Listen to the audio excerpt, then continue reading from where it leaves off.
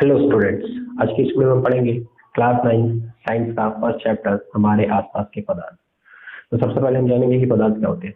पदार्थ जो वस्तु स्थानीय होती है तथा उसका कुछ द्रव्यमान व आयतन होता है उसको हम पदार्थ कहते हैं। जो भी वस्तु कुछ ना कुछ स्थान की होती है उसको हम क्या कहते हैं? पदार्थ कहते हैं। और पदार्थ जो होता है वो छोटे छोटे कणों से मिलकर बना होता है। सभी पदार्थ छोटे छोटे कणों से मिलकर बने होते हैं। इसका एग्जाम्पल है किताब है, जल है, वायु है, कुर्सी आदि है। ये सभी के कुछ एग्जाम्पल है। इवन जो वायु भी है ना, वायु हमको दिखाई नहीं देती लेकिन वायु भी एक पदार्थ का एग्जाम्पल है क्योंकि वायु भी स्थान घेरती है। अब हमें कैसे पता चले कि वायु भी स्थान घेरती है? जैसा कि हमने देखा हुआ गुब्बारे के अंदर जब हवा भर दी जाती है, हवा भर दी जाती है तो गुब्बारा फूल जाता है। इसका मतलब हवा ने गुब्बारे के अंदर जाके स्थान घेरा जिसने उसको गुब्बारे को फुला दिया। इसका मतलब है कि हवा भी स्थान घेरती है। अच्छा, वही है जो पदार्थ के जो कण होते हैं, क्योंकि सभी पदार्थ छोटे छोटे कणों के मिलकर बने होते हैं तो इसीलिए पदार्थ के कणों के कुछ गुणधर्म होते हैं। इन पदार्थ के कणों के गुणधर्म के कारण ही पदार्थ अलग अलग अवस्था में पाए जाते हैं, जैसे कि ठोस, द्रव, गैस। उसकी हम बाद में बात करेंगे। पहले हम देखते हैं पदार्थ के कणों के गुणधर्म। पदार्थ के कणों के बीच रिक्त स्थान होता है। पदार्थ के कण निरंतर गतिशील होते हैं और पदार्थ के कण एक दूसरे को आकर्षित करते हैं। तो सबसे पहले हम देखेंगे कि पदार्थ के कणों के बीच रिक्त स्थान होता है। अब हमें कैसे पता चला कि पदार्थ के कणों के बीच रिक्त स्थान होता है? तो आइए देखते हैं।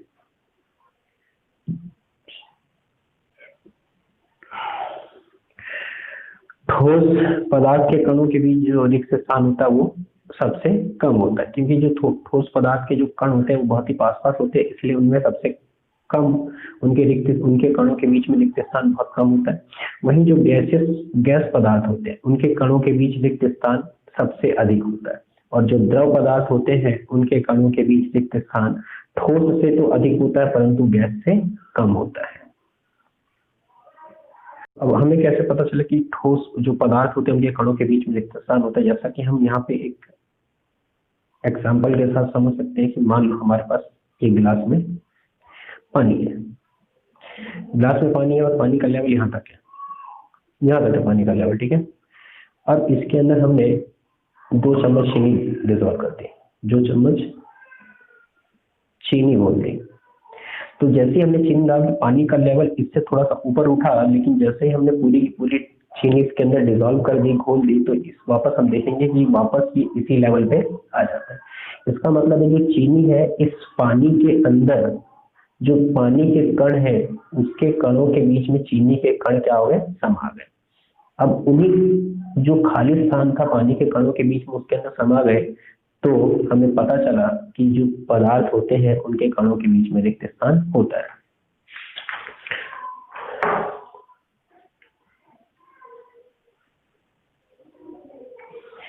अब हम देखेंगे पदार्थ के कण निरंतर गतिशील होते हैं। दूसरा कि पदार्थ का गुणधर्म, पदार्थ के कणों का गुणधर्म है पदार्थ के कणों में गतिज ऊर्जा होती है तथा तापमान बढ़ने से इन कणों की गतिज ऊर्जा बढ़ जाती है। अब जो पदार्थ के कण होते हैं निरंतर गतिशील होते हैं। गतिशील मतलब गति करते रहते हैं। और जब कोई भी पदार्थ या कोई भी कण जब गतिशील होगा तो उसके अंदर कौन सी ऊर्जा होती है? गतिज ऊर्जा होती है।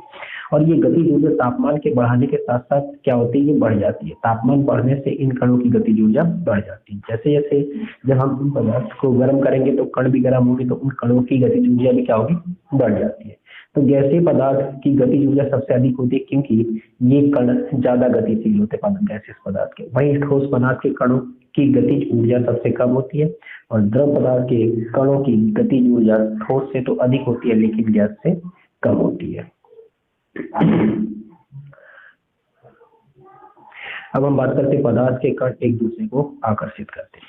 आकर्षण बल की अगर हम आधार पे बात करें तो जो ठोस पदार्थ होता है उनके कणों के बीच में आकर्षण बल सबसे अधिक होता है। गैस पदार्थ के कणों के बीच में सबसे कम होता है आकर्षण बल। और वही द्रव में ठोस से तो कम होता है परंतु गैस से अधिक आकर्षण बल होता है।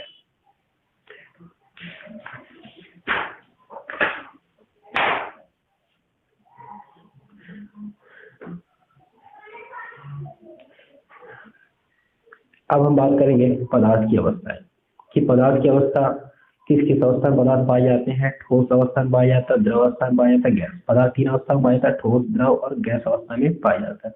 तो इनकी अवस्था के आधार पर हमने पदार्थों को 3 भागों में बांटा गया है, ठोस, द्रव, गैस। तो आइए ठोस, द्रव, गैस के बीच में हम अंतर देखते हैं। तो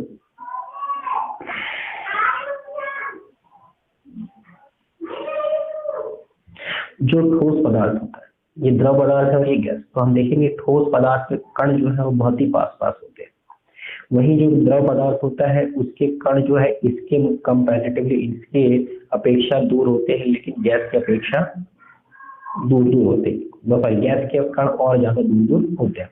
तो इसके बहुत पास होते हैं, इसके उससे दूर होते हैं और इसके बहुत दूर दूर होते हैं। तो इसके बीच में अगर हम अंतर देखें तो जो ठोस पदार्थ है उसका आकार निश्चित होता है, जो द्रव पदार्थ होता है उसका आकार निश्चित नहीं होता, क्योंकि हम देखेंगे अगर किसी गिलास में पानी है तो उसे हम कटोरी में डालेंगे तो उसका आकार कटोरी के आकार का हो जाएगा, तो उसका आकार बदल जाता है। वही जो गैस है इसका आकार तो निश्चित ही होता है, जिस भी बर्तन हम रखेंगे उस बर्तन का ये आयतन ले लेता है, इसलिए इसका आकार भी निश्चित नहीं होता है। संपीड़न संभव नहीं होता, जो ठोस पदार्थ होता है उसका संपीड़न संभव नहीं होता, अर्थात कि इसको हम कंप्रेस नहीं कर सकते, दबा नहीं सकते। लेकिन अगर इसका संपीड़न संभव है, लेकिन हम इसका संपीड़न बहुत ही कम, संपीड़न बहुत कम संभव होता है, लेकिन गैस पदार्थ का संपीड़न अधिक होता है। जैसा कि हम देखते हैं जो हमारे घरों में एलपीजी गैस या फिर अस्पतालों में ऑक्सीजन गैस का जो सिलेंडर होते हैं उसके अंदर जो गैस होती है बहुत ही हाई प्रेशर में भरा जाता है, मतलब उसके अंदर संपीड़न करके उसके अंदर गैसों को भरा जाता है। अच्छा, जो ठोस पदार्थ जो होता है वो बहने में सक्षम नहीं होता, द्रव पदार्थ बहने में सक्षम होते हैं और गैसीय पदार्थ भी बहने में सक्षम होते हैं। इसकी विमाएं निश्चित होती है, मतलब इसका आकार निश्चित है तो विमाएं भी निश्चित होंगी। इसकी विमाएं निश्चित नहीं होती क्योंकि आकार बदल जाता है, तो इसकी विमाएं निश्चित नहीं होती है। और वही जो गैस पदार्थ होता है इसकी भी विमाएं निश्चित नहीं होती है। कणों के बीच में रिक्त स्थान बहुत कम होता है, जैसा कि हम यहाँ पर देख सकते हैं, यहाँ पे बहुत कम होता है और यहाँ पर कणों के बीच में रिक्त स्थान ठोस से तो अधिक है लेकिन गैस से कम है। कणों के बीच में रिक्त स्थान ठोस से अधिक लेकिन गैस से कम होता है, और वहीं पे जो गैस पदार्थ है कणों के बीच में रिक्त स्थान बहुत ही अधिक होता है, इन दोनों की अपेक्षा इसमें अधिक रिक्त स्थान होता है। वहीं कणों के बीच में जो आकर्षण बल होता है वो सबसे अधिक होता है, पास पास होने की वजह से, सॉरी आकर्षण बल अधिक होने के कारण ही ये क्या होते हैं, पास पास होते हैं। और जो द्रव पदार्थ होता है कणों के बीच आकर्षण बल ठोस से कम, इससे कम होता है इसलिए दूर होता है, लेकिन इससे अधिक होता है इसलिए पास होते हैं, परंतु गैस से अधिक होता है। वहीं कणों के बीच आकर्षण बल बहुत ही कम होता है। अगर हम इसके उदाहरण की बात करें ठोस पदार्थ का, तो मेज हो गया, कुर्सी हो गई, है ना, आदि, ये सब क्या है, ठोस पदार्थ के उदाहरण है। और वहीं अगर हम द्रव पदार्थ की बात करें तो क्या हो गया, जल हो गया, तेल हो गया, और भी ऐसे बहुत सारे उदाहरण मिल सकते हैं। और गैस पदार्थ की अगर बात करें तो ऑक्सीजन गैस हो गई, हाइड्रोजन गैस हो गई, और भी बहुत सारी गैस हो सकती है। ठीक है, तो ये कुछ उदाहरण है, और अब यहाँ पर हमने देखा ठोस, द्रव और गैस के बीच में अंतर। अब हम देखेंगे कि क्या जो पदार्थ की अवस्थाएं होती है ठोस, द्रव, गैस, उन पदार्थ की अवस्थाओं को हम बदल सकते हैं क्या। तो इसका जो पहला तरीका है पदार्थ की अवस्थाओं को बदलने के लिए, पहला तरीका है क्या, कि तापमान में परिवर्तन का प्रभाव। तो सबसे पहले हम देखेंगे कि तापमान में परिवर्तन के प्रभाव से किस प्रकार से पदार्थों की अवस्था बदल जाती है। तो जैसे कि हमारी एनसीईआरटी बुक के अंदर क्रियाकलाप 1.12 मतलब 1.12 में दिया है क्या, कि हमने एक स्टैंड लिया, एक बीकर लिया, उसके अंदर कुछ बर्फ लिया और बर्फ के अंदर हमने थर्मामीटर लगा दिया और ये कांच की छड़ लगा दी और नीचे बर्नर लगा दिया। अभी बर्नर ऑफ है, हमने इसके अंदर का जो तापमान है वो नोट कर लिया, तो हम देखते हैं कि 0 डिग्री सेल्सियस है। अब इसको हम गर्म करना प्रारंभ करेंगे तो हम देखेंगे कि बर्फ पिघलना प्रारंभ करें। जब बर्फ पिघलना प्रारंभ कर दे तो लोहे कांच की छड़ से हमें लगातार इसको हिलाते रहना ताकि हर जगह का तापमान समान रहे। तो हम क्या देखेंगे, जैसे जैसे बर्फ पिघलने लगती है तो थर्मामीटर की जो रीडिंग होती है वो रीडिंग बढ़ती नहीं है, जितना तापमान बर्फ का था उतना ही तापमान हम लगातार गर्म करने के बाद भी इसका तापमान नहीं बढ़ता। अब एक समय ऐसा आएगा कि जब बर्फ पूरी तरह से पिघल जाएगा उसके बाद हम देखेंगे थर्मामीटर का तापमान बढ़ने लगता है। तो यहाँ पर क्या हुआ कि जब तक पूरी तरह से बर्फ पिघल लेगी तब तक इसका तापमान नहीं बढ़ा। तो जब बर्फ पिघल लेगी, जब कोई भी पदार्थ गलना प्रारंभ करते हैं उसे, उस पदार्थ का क्या कहते हैं, गलनांक कहते हैं। अब गलनांक क्या होता है कि वह तापमान जिस पर कोई पदार्थ वायुमंडलीय दाब पर गलना प्रारंभ कर दे वह उस वस्तु का गलनांक कहलाता है। जैसे मान लेते हैं कि जो बर्फ है -5 डिग्री सेल्सियस पे क्या होगा, ठोस होगा, -4 डिग्री सेल्सियस पे भी क्या होगा, ठोस होगा। -1 डिग्री सेल्सियस से भी क्या होगा, ठोस होगा। 0 डिग्री सेल्सियस से भी क्या होगा, ठोस होगा। लेकिन जैसे ही 0 से थोड़ा सा ही बढ़ेगा वो गलना प्रारंभ कर दे। तो जिस तापमान पे कोई भी ठोस पदार्थ गलना प्रारंभ कर दे उसको हम क्या कहते हैं, गलनांक कहते हैं। जैसे वह तापमान जिस पर कोई पदार्थ वायुमंडलीय दाब पर गलना प्रारंभ कर दे वह उस वस्तु का गलनांक कहलाता है। अब यहाँ पे तो जो बर्फ का जो गलनांक होता है वो 273.16 केल्विन होता है लगभग कि 273, और 273 केल्विन 0 डिग्री सेल्सियस के बराबर होता है। मतलब जो बर्फ का गलनांक होता है 0 डिग्री सेल्सियस होता है। तो ये तो था बर्फ के, लेकिन अलग अलग ठोस पदार्थों के लिए जो गलनांक है वो अलग अलग होता है। तो यहाँ पर एक चीज हम जानेंगे कि किसी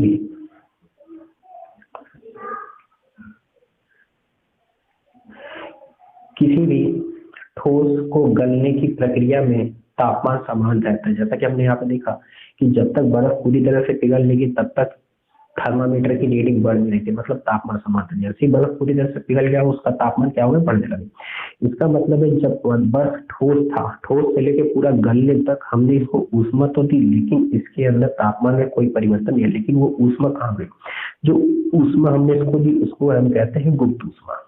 क्या कहते हैं, गुप्त ऊष्मा। तो गुप्त ऊष्मा दो प्रकार की होती है, एक होती है संगलन की गुप्त ऊष्मा और एक गुप्त ऊष्मा। आज हम पढ़ेंगे। तो संगलन की गुप्त ऊष्मा क्या होती है, बर्फ का पिघलना क्या कहलाता है, संगलन। इसलिए हम इसको क्या कह रहे हैं, संगलन की गुप्त ऊष्मा। 1 किलोग्राम ठोस को उसके गलनांक पर द्रव में बदलने के लिए जितनी ऊष्मीय ऊर्जा की आवश्यकता होती है उसे संगलन की गुप्त ऊष्मा कहते हैं। मान लेते हैं कि हमारे पास 1 किलोग्राम बर्फ है। अब 1 किलोग्राम बर्फ हमने बीकर के अंदर ले लिया। अब इसको हम हीट करना स्टार्ट कर देते हैं, ऊष्मा देना शुरू कर देते हैं। अब ये बर्फ पिघलना प्रारंभ कर देगी। जब तक ये बर्फ पूरी तरह से पिघल नहीं जाती तब तक जो भी ऊष्मा हम देंगे उस ऊष्मा को हम संगलन की गुप्त ऊष्मा कहते हैं। अब कथनांक, अब जब ये पूरी तरह से पिघल जाएगा फिर हम देखेंगे कि इसका तापमान बढ़ने लगेगा। अब बढ़ते ये गर्म होता जाएगा और ये एक तापमान ऐसा आएगा जब ये उबलने लगेगा, तो उसको हम कहते हैं कथनांक। कथनांक क्या होता है, वह तापमान जिस पर कोई द्रव वायुमंडलीय दाब पर उबलना प्रारंभ कर दे वह उस वस्तु का कथनांक कहलाता है। उस वस्तु का क्या कहलाता है, कथनांक कहलाता है। जिस तापमान पर कोई भी द्रव पदार्थ गलना प्रारंभ कर दे उसको कथनांक कहते हैं, और कोई भी ठोस पदार्थ जिस तापमान पर गलना प्रारंभ करते है उसका गलनांक कहलाता है। जैसा कि हम देख सकते हैं जो जल का कथनांक होता है वो 100 डिग्री सेल्सियस होता है। अर्थात 100 डिग्री सेल्सियस का मतलब है कि 100 में 273 जोड़ देंगे तो केल्विन परिवर्तित हो जाएगा। मतलब 100 डिग्री सेल्सियस कितना होता है, 373 केल्विन होता है। तो डिग्री से हमें सेल्सियस में जाने के लिए 273 जोड़ना होता है और केल्विन से सेल्सियस में आने के लिए 273 घटाना पड़ता है।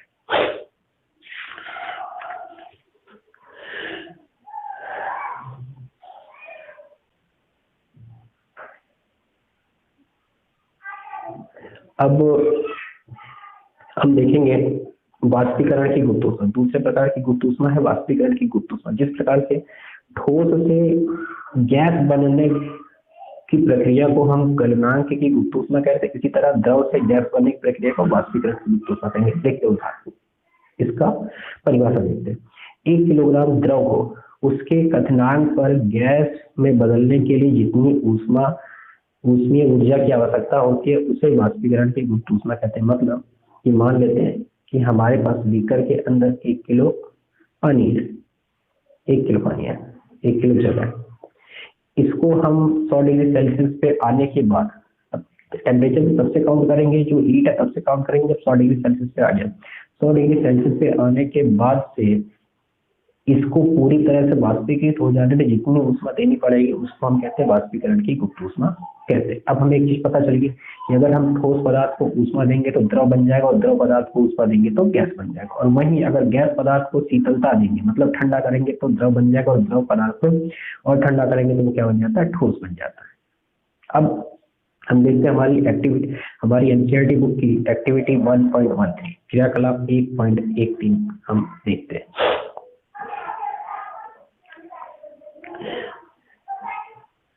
इसमें क्या दिया है कि एक हमको अमोनियम क्लोराइड दे दिया गया, अमोनियम क्लोराइड का सॉल्ट दे दिया, चाइना डिश के अंदर ले लिया और उसके ऊपर एक उल्टी कीप रख दी गई है। और उसको हमने बर्नर पे रख दिया और हम ऊपर इसके कीट के एंड पे हमने एक रुई लगा दी ताकि जो भी यहाँ से वाष्पीकृत हो वो बाहर निकल के ना जाए। अब इसको हम गर्म करना प्रारंभ करेंगे तो हम देखते हैं कि अमोनियम क्लोराइड ठोस अवस्था में है और सीधा ये बिना द्रव में आए ही वाष्पीकृत होकर गैसीय अवस्था में बदल जाती है।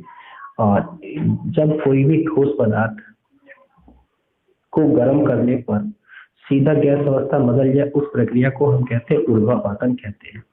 लेकिन हमने ऊपर से रुई लगा दी तो ये वाष्पीकृत जो हुआ वो बाहर नहीं निकल के जो ये उल्टी कीट है इसकी सतह पर चिपक जाती है, मतलब ठोस अमोनियम। पहले तो अमोनियम क्लोराइड क्या हुआ, ठोस था, गैस बना बाहर ना निकल पाने के कारण ये इसी की सतह पर चिपक जाता है, इसलिए ठोस अवस्था में आ जाता है।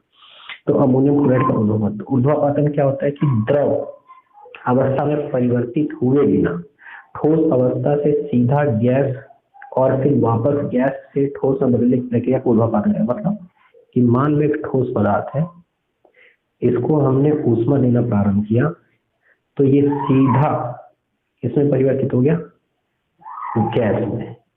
तो इस प्रक्रिया को हम कहते हैं ऊर्ध्वापातन।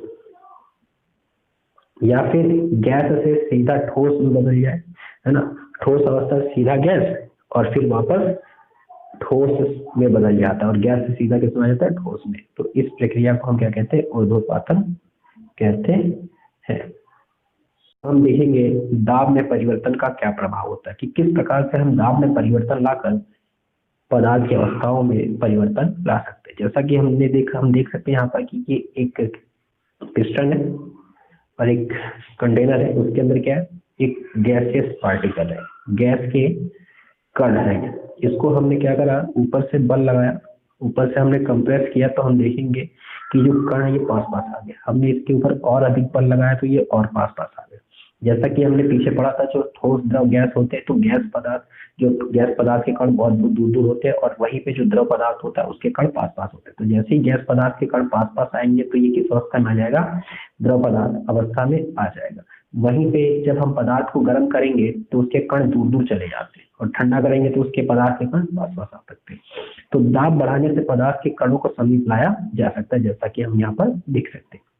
और वहीं पे मतलब पदार्थ के कणों को अगर हम पास में ले आए तो उस गैसीय अवस्था से हम द्रव अवस्था में आ सकते हैं। तो ये तो हो गया दाब की बात। लेकिन साथ ही साथ अगर हम तापमान को घटा दें, तापमान को घटाने से भी क्या होता है कि पदार्थ के कण पास पास आ जाते हैं। तो दाब को बढ़ाकर तथा तापमान को घटाकर गैस को द्रव में बदला जा सकता है। क्वेश्चन ये पूछता है, इंपॉर्टेंट है, कि किस प्रकार से हम वायुमंडलीय गैस को द्रव अवस्था में परिवर्तित कर सकते हैं। तो उसका आंसर क्या होगा, दाब को बढ़ाकर तथा तापमान को घटाकर वायुमंडलीय गैस को द्रव में बदला जा सकता है।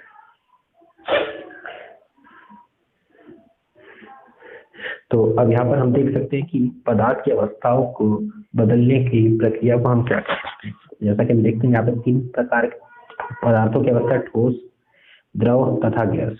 तो जब हम ठोस पदार्थ को गर्म करते हैं तो वो द्रव बन जाता है। तो ठोस से द्रव बनने की प्रक्रिया को हम संघनन कहते हैं। और वहीं पे जब द्रव पदार्थ को और गर्म करेंगे तो गैस बन जाता है। तो द्रव से गैस बनने की प्रक्रिया को वाष्पीकरण कहते हैं। देखो यहाँ पे क्या हो रहा है कि यहाँ पे गर्म कर रहे हैं, यहाँ भी गर्म कर रहे हैं, लेकिन उस ऊष्मा देने की प्रक्रिया को, मतलब ठोस से द्रव में बदलने की प्रक्रिया को हम संघनन कहते हैं और वहीं द्रव से गैस बदलने की प्रक्रिया को वाष्पीकरण कहते हैं। और अगर मान लो कि ठोस पदार्थ सीधा गैस में बदल जा रहा है तो उसको हम क्या कहते हैं, ऊर्ध्वापातन। या फिर गैस पदार्थ सीधा ठोस में बदल जा रहा है तो ऊर्ध्वापातन कहते हैं। और वहीं पे अगर द्रव पदार्थ ठोस में बदल जाए, मतलब जैसे पानी से बर्फ बन गया तो उसका क्या कहते हैं, जमना। या फिर गैस से पानी बन जाए तो उस प्रक्रिया को हम क्या कहते हैं, संघनन कहते हैं। ये इंपॉर्टेंट है, एग्जाम में यहाँ से क्वेश्चन आता है।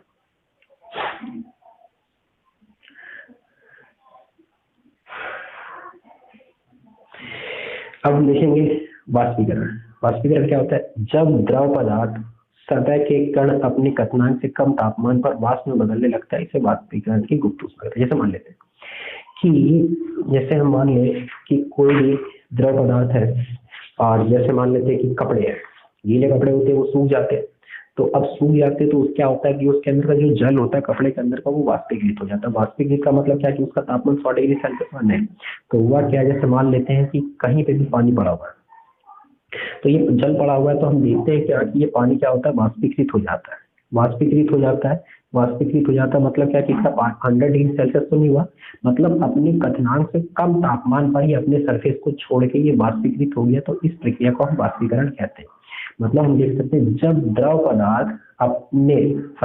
पदार्थ में सतह के कण होते हैं अपने क्वथनांक से कम तापमान, मतलब 100 डिग्री सेल्सियस में फिर भी ये उड़ जाना, कम तापमान पर वाष्प में बदलने लगता है, इससे वाष्पीकरण कहते हैं। अब वाष्पीकरण को प्रभावित करने वाले कारक, क्योंकि हमने देखा होगा कि जो कपड़े जो सूख रहा है वो भी एक प्रकार का वाष्पीकरण का उदाहरण है, तो हम देख सकते हैं कि कभी जो गर्मियों में कपड़े बहुत जल्दी सूख जाते हैं, बरसात में या फिर सर्दियों में कपड़े क्या होते हैं बहुत देर से सूखते हैं, है ना। तो इसका मतलब है कि ये वाष्पीकरण की जो दर है ये प्रभावित हो रही है। तो वो कौन कौन से कारण है जो कि वाष्पीकरण की दर को प्रभावित करती है, आइए देखते हैं। तो क्या होता है कि वाष्पीकरण को प्रभावित करने वाले कारक क्या है, पहला तो सतही क्षेत्रफल, दूसरा है तापमान, तीसरा है वायु की गति और चौथा है आर्द्रता। तो सतही क्षेत्रफल किस प्रकार से वाष्पीकरण की दर को प्रभावित करती है, अगर सतही क्षेत्रफल बढ़ाने से वाष्पीकरण की दर क्या होती है, बढ़ जाती है। जैसे मान लेते हैं कि एक कटोरी में पानी है, कटोरी के अंदर क्या है, पानी है, तो ये जल्दी सूखेगा या फिर इसको हम जमीन पे गिरा दे वो जल्दी सूखेगा। तो हमें पता है कि ये जो जमीन पे गिरा हुआ पानी जल्दी सूखेगा, तो इसका मतलब है क्या कि जल जब कटोरी में था तो उसका सरफेस क्या था, सिर्फ इतना था, लेकिन हमने गिरा दिया तो उसका सतह का क्षेत्रफल बढ़ गया जिसकी वजह से वो जल्दी सूख गया। तो सतही क्षेत्रफल बढ़ाने से क्या होता है, वाष्पीकरण की दर बढ़ जाती है। वही तापमान, अगर तापमान बढ़ाएंगे तो भी वाष्पीकरण की दर बढ़ती है। जैसे हमने देखा होगा मई जून के महीने में कपड़े बहुत जल्दी सूख जाते हैं और सर्दियों के महीनों में, ठंड में क्या होता है कपड़े जल्दी सूखते नहीं है। तो गर्मी में क्या होता है, तापमान यदि होता तो तापमान बढ़ेगा तो वाष्पीकरण की दर बढ़ेगी, और वाष्पीकरण की दर बढ़ेगी तो कपड़े भी जल्दी से सूख जाते हैं। अब वहीं पे वायु की गति की बात करें, वायु की गति को बढ़ाने से वाष्पीकरण की दर बढ़ जाती है। जैसा कि हमने देखा बरसात में अगर कपड़े नहीं सूखते तो हम उसे पंखे के नीचे या फिर कूलर के सामने रख देते हैं तो वो कपड़े जल्दी सूख जाते हैं। तो वायु की गति बढ़ाने से भी क्या होता है, वाष्पीकरण की दर बढ़ती है। और वहीं पे आर्द्रता, आर्द्रता क्या होता है, हवा में जल की मात्रा। हवा में जल की मात्रा, जब गर्मियों में जब मई जून का महीना होता है तब तो हवा में जल की मात्रा बहुत कम होती है, मतलब आर्द्रता क्या होती है, कम होती है। और वहीं बरसात के अंदर आर्द्रता क्या हो जाएगी, बढ़ जाएगी। तो आर्द्रता के बढ़ने से वाष्पीकरण की दर घटती है, वाष्पीकरण की दर घटती है। मतलब बरसात के अंदर आर्द्रता ज्यादा होगी तो वाष्पीकरण की दर बढ़ जाती है, मतलब कपड़े देरी से सूखते हैं। तो इसका मतलब है ये सब तो डायरेक्ट है, लेकिन ये क्या है, अपोजिट है। अगर ये क्या है, सतही क्षेत्रफल बढ़ेगा वाष्पीकरण की दर बढ़ेगी, तापमान बढ़ेगा वाष्पीकरण की दर बढ़ेगी, वायु की गति बढ़ेगी वाष्पीकरण की दर, लेकिन आर्द्रता बढ़ेगी तो वाष्पीकरण की दर घटती है। क्योंकि बरसात के मौसम में हमने देखा कपड़े देरी से सूखते हैं, उसका कारण क्या है, जो आर्द्रता है वो बढ़ जाती है, हवा के अंदर जल की मात्रा क्या है, बढ़ जाती है, इसलिए कपड़े देरी से सूखते हैं। अब हम देखेंगे वाष्पीकरण से शीतलता कैसे होती है। मतलब जब भी वाष्पीकरण होगी तो उसके कारण वहां पर जिस जिस भी स्थान पर वाष्पीकरण हो रहा है वहां पर शीतलता भी होती है। तो वाष्पीकरण शीतलता कैसे, जो हम जानते हैं कि वाष्पीकरण की प्रक्रिया के दौरान द्रव के कण अपने आसपास की ऊष्मा को अवशोषित कर लेते हैं और वातावरण शीतल हो जाता है। जैसे कि हम देख सकते हैं कि मान लो क्वेश्चन एग्जाम पूछता कि मटके में रखा हुआ जल शीतल क्यों हो जाता है, क्यों रहता है, तो हम बता दें कि पानी के अंदर, मटके के अंदर पानी है और पानी के जो मटका होता है इसके सतह पे छोटे छोटे छिद्र होते हैं। अब वो छिद्र से क्या होता है, ये इसके अंदर का जो जल होता है ना वो इसके सतह पर आ जाता है। अब जब ये सतह पे जल आ गया तो ये जल क्या करेगा, सतह पर का ये अपने आसपास की ऊष्मा को अवशोषित करेगा और वाष्पीकृत हो जाएगा। और जब अपने आसपास की ऊष्मा को अवशोषित कर लेगा तो इसके आसपास का जो क्षेत्र होता है वो क्या हो जाता है, शीतल हो जाता है, जिसकी वजह से मटके के अंदर का रखा हुआ जल भी क्या हो जाता है, शीतल हो जाता है। तो जब भी वाष्पीकरण होगी तो वहां पर शीतलता महसूस होगी। या फिर हमने देखा होगा कि जब हम अपने हथेली पर पेट्रोल या फिर एसीटोन वगैरह रखते हैं तो भी वो क्या होता है कि जल्दी से वाष्पीकृत हो जाता है और हमारे हाथ पे शीतलता महसूस होती है। तो इसका कारण क्या है कि अगर हम अपनी हथेली पे पेट्रोल या फिर एसीटोन रखेंगे तो वो क्या करेगा, हमारे हाथ की सरफेस, हमारे हाथ की सतह की क्या करता है, ऊष्मा को अवशोषित कर लेता है और वाष्पीकृत हो जाता है और हमारे हथेली में ठंडक महसूस होती है। तो एग्जाम में क्वेश्चन पूछते हैं कि मटके में रखा हुआ जल शीतल क्यों रहता है, या फिर हमें गर्मियों में सूती कपड़े क्यों पहनने चाहिए, या फिर कूलर जो है वो ठंडी हवा क्यों देता है, या फिर नहाने के बाद हमें ठंडक महसूस क्यों होती है। तो इन सबका आंसर क्या, वाष्पीकरण से शीतलता होती है। तो क्या होता है, गर्मी में सूती कपड़े क्यों पहनने चाहिए, क्योंकि जो सूती कपड़ा होता है वो जो जल का या पसीने का क्या होता है, अच्छा अवशोषक होता है, और अच्छा अवशोषक होने के कारण वो अवशोषित कर लेता तथा उसका उसको क्या करता है, वो बाष्पीकृत हो जाता है और हमें शीतलता महसूस होती है। तो ये था हमारा क्लास 9th विज्ञान का फर्स्ट चैप्टर जो था हमारे आसपास के पदार्थ यहाँ पर कंप्लीट होता है। धन्यवाद।